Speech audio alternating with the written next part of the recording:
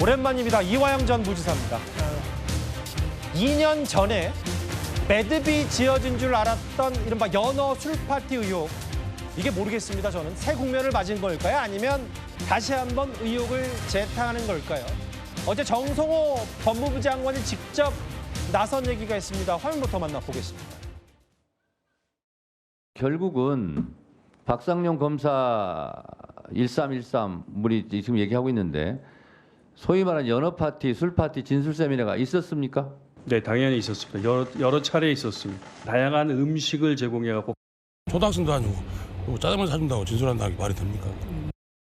협박과 회유를 통한 조작, 이 과정에서 만들어진 조작된 증거를 유죄의 근거로 삼는 법원도 개혁되어야 합니다.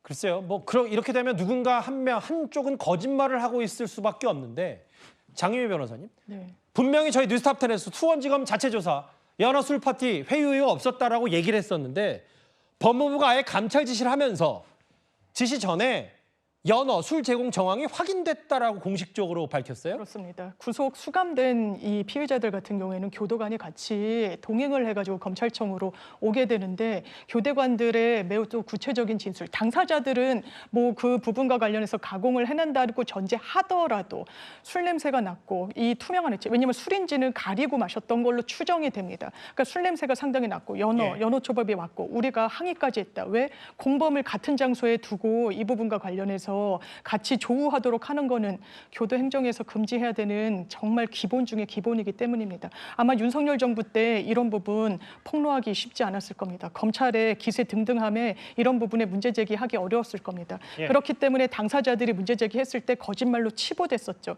그런데 이 날짜까지도 특정이 되고 있습니다. 이화영 전 부지사 같은 경우에는 다른 날짜에 술을 먹은 것으로 기억한다고 계속 이야기를 했거든요. 그런데 2023년 5월 17일로 정확하게 기억을 환기했어요. 보통 날짜를 잘 환기를 못합니다. 기억을 소환을 못하는데 왜 그러냐면 자기가 사실상 다른 날짜를 얘기했던 게 5.18 전날에 술 마셨다는 걸 외부에 알리는 게 좀 부끄러웠다는 취지로 이야기를 해요. 그러니까 민주당에서는 5.18 광주에서 386 이제 정치인들이 술자리가 있었다라고 해서 그것이 하나의 좀 트라우마처럼 남아있는 부분이 있습니다. 그래서 이런 부분을 종합했을 때 이제 TF를 법무부에서는 발족시키고 실체적 진실에 좀 접근하겠다 이런 입장을 내놓은 상황입니다. 일단 정성호 법무부 장관이 직접 나섰고 바로 또 반박했어요. 실명 걸고 박상용 검사. 이거 모두 사실 무근임이 밝혀진 건 맞다. 그리고 이화영 부지사의 주장을 답습하는 내용이다라고 바로 반박했어요. 그런데 지금 이게 새 국면인지는 모르겠습니다만 정성호 법무부 장관이 얘기하는 부분 중에 핵심 정황은 이겁니다. 이현정 의원님. 네. 일단 저는 이제 연어 술 파티 여기 확인됐다고 해서 특정 장면 아니면 물적 증거 이런 건 있는 줄 알았는데 일단 좀 조심스럽지만 핵심 진술은 교도관 진술. 술 냄새가 났고 술 한잔 했다는 말을 직접 들었다. 일단 핵심 정황은 교도관 진술이 있는 것 같더라고요. 결국 이것도 지금 현재로서는 카더라 이야기 아니겠어요? 본인이 직접 봤다든지 목격담이 아니라 술 냄새가 났다. 이런 등등의 이야기, 마셨다는 이야기를 들었다는 제3자적 진술의 이야기이기 때문에 어떤 것이 진상인지는 구체적으로 더 조사를 해봐야 되겠죠. 그렇지만 이미 지난번에 조사를 할 때 관련된 교도관과 또 그다음에 교도소에 들어갔던 시간 등등 모든 것들이 다 조사가 됐고 또 이 부분 관련해서는 이제 대법원까지 다 사실은 근거 없다라고 해서 판결이 난 사안 아니겠습니까? 근데 갑자기 최근에 민주당이 이화영 전 부지사에 대한 이제 무죄를 만들기 위한 여러 가지 활동들이 있었고 또 이런 상황에 있는 가운데서 이제 이런 일이 불거졌다는 것이죠. 물론 정황적으로 보면 예전에 윤석열 정부 시절이기 때문에 교도관들이 함부로 이야기할 수 없었다 하지만 또 한편 뒤집어 놓고 이야기하면 상황이 바뀌었기 때문에 이런 진술들이 또 제3자적 진술이 나오고 있는 것이 아닌가라는 생각이 듭니다. 결국 중요한 것은 이것을 진실적으로 확인하기 위해서는 결국 현장에서 마신 사실에 대한 구체적인 증빙이 나와야 될 겁니다. 그러지 않고서는 주장과 주장의 대결로는 이 사안 자체를 검증하기는 저는 굉장히 어려울 거라고 봅니다. 근데 이제 이른바 대북송금 의혹, 이화영 전 부지사 관련 의혹들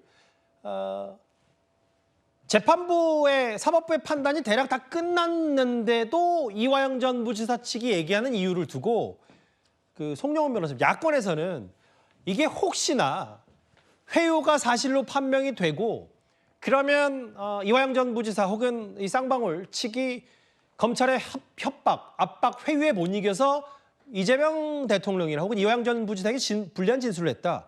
봐라, 회유했으니까 이거 술자리 회유 사실 다 뒤집어진다. 공소 취소 가능성 뭐 이런 얘기가 나오기 때문에 이 이슈가 더 커지는 겁니까?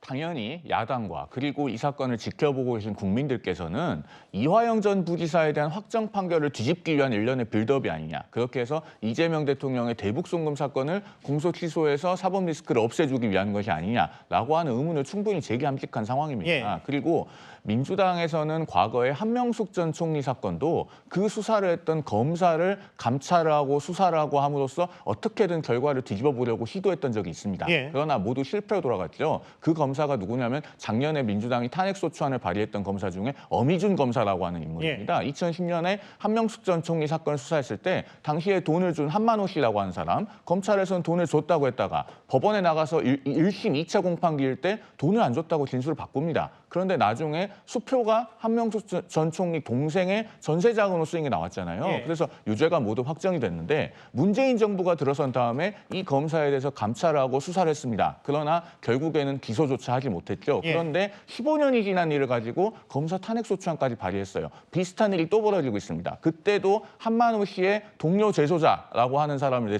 내세워졌는데 이번에도 지금 또 동료 재소자의 무슨 말이 있다고 하거든요. 예. 그런데 이런 것들은 사실 확정 판결에서 이미 다 배척된 것입니다. 예.